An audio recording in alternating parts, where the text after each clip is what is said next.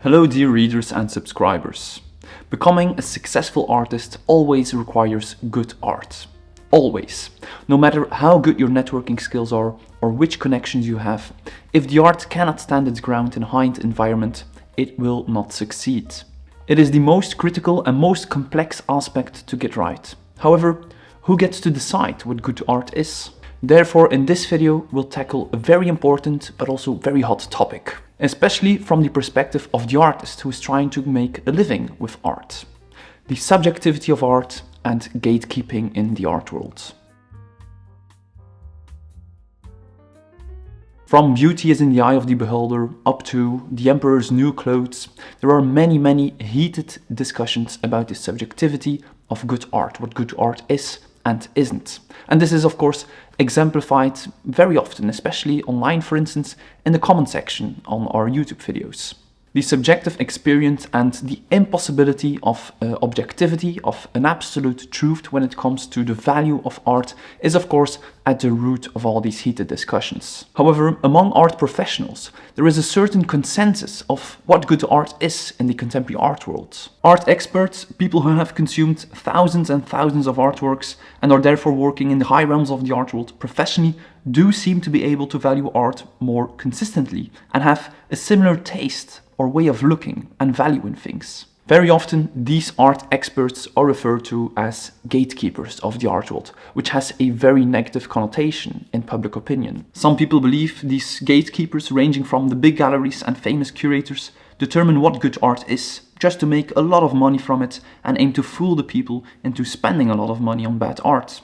However, good art is not always decided from the top. Artists who have climbed the ladder of success in the art world always started from the bottom, as did the appreciation for their art. Some gallery directors of smaller galleries see something in their art, and the bulk of the collectors, the private collectors, normal people, see the very same thing. They appreciate the same quality in that art. These are normal people who are not in it for the money, but for the love of art. And when the people respond positively to the art of the artist in question, so does the establishment and the bigger galleries and curators, etc. So never underestimate the role and power of the people, who are the biggest gatekeeper actually when it comes to good art, making art something a lot more democratic instead of elitarian. Even more, although everyone is allowed to have a personal opinion about art, very often people overvalue that opinion or confuse it with a fact, no matter their experience, educational background, knowledge, or general frame of reference. However, the taste of a seasoned art critic, collector, or gallery director is more valuable and has more truth to it than the eye of a random beholder. The opinion of someone who started painting 6 months ago as a new hobby is of course less valuable and less nuanced than the opinion of, for instance, Hans Ulrich Obrist or David Zwirner. This is a reality, no matter how often it is contested, that has proven itself over and over again, and I fully support it. And this statement might step badly on many people's their toes, as when it comes to art, people have it very difficult to accept any form of authority or expertise.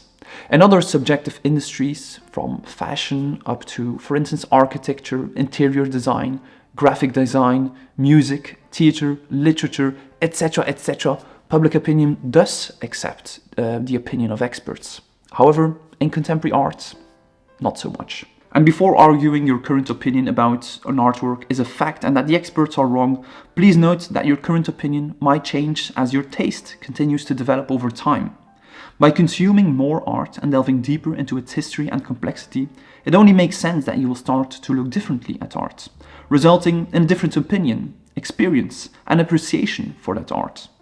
Your taste continues to develop and evolve.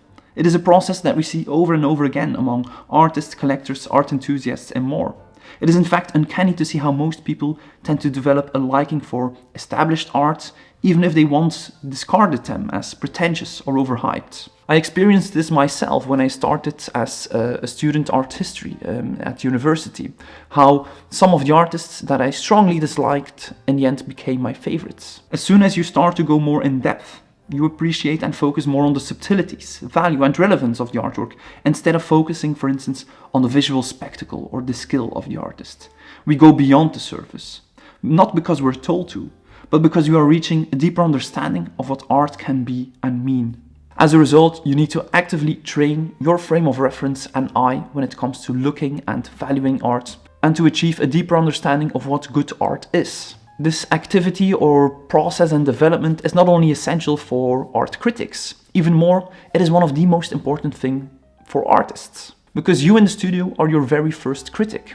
And the better your judgment of your own art, the better you can position yourself and position your chances for success. Of course, if you create art for fun and just as a hobby, then it doesn't really matter. However, if you want to pursue your art career and do it professionally, then it is of course very relevant.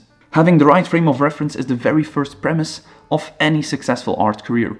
As I stated in the opening sentence of this video, becoming a successful artist always requires good art.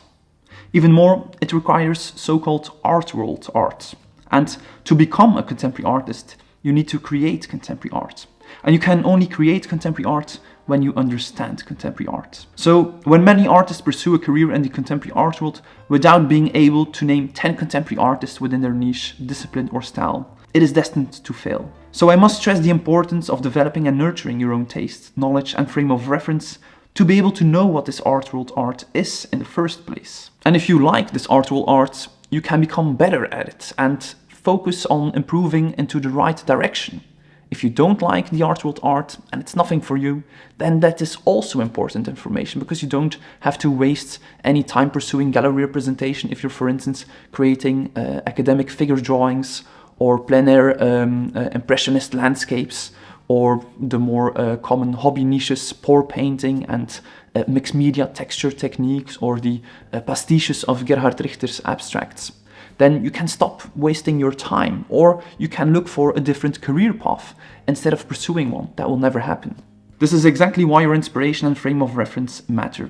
The first premise for anything we do or to grow and improve in the right direction is to have the right inspiration and learn from the right examples. There is so much art out there, especially online, and it needs to be filtered by experts and proven authorities of the art world, such as renowned art galleries, established artists, top-notch museums and renowned curators, not by algorithms. Therefore, the best way to develop a high-end taste and understand how your art should look is by consuming a lot of top-notch art. As a result, if your goal is to find gallery representation, you must immerse yourself in the high-end art world before being able to understand it, let alone enter it. This might sound like gatekeeping or a very controversial piece of advice, but it doesn't have to be. I'm not imposing you something to do something or become something that you are not. Instead, I want you to learn from something that you really, really like, but is also proven in the art world. So how can we put this theory into practice? A very common piece of homework that I give to the artists that I advise in my advisory report service is to select at least 20 established artists where they see some affinity or that resonate with their own practice and own creative urges. So you're selecting artists that you genuinely like. Nobody is imposing you anything. No gatekeepers are telling you what to do or what to like. You're simply selecting the artists that have also been proven to be successful in the art world. You can start finding the right artists, for instance, from this very list of galleries. You can go through their portfolio of represented artists and write the ones down that you genuinely like. This set of artists can be a very useful list to be used as examples and benchmarks for very specific aspects of your practice. For instance, if you're a painter, how do they finish their sides? Something very simple, but that most people get wrong because they don't look how the masters are doing it. Or if you want to frame your works, how are the top galleries framing their works on paper? How do artists go about titling their works or building a series? How do they communicate an exhibition concept in such a series? How do they write and talk about their art? Follow them, study them, and become them, while remaining true to your own creative vision and urges. Understand contemporary art first and then decide if it's for you or not. Don't waste your time pursuing something that will not work. And if you do want to pursue it in the most effective way possible. And this is the first premise. Thank you so much for tuning in today. Feel free to watch our video on a single document that can change your success in the art world next. Support us on Patreon and please consider subscribing to stay posted for more contemporary art. Bye.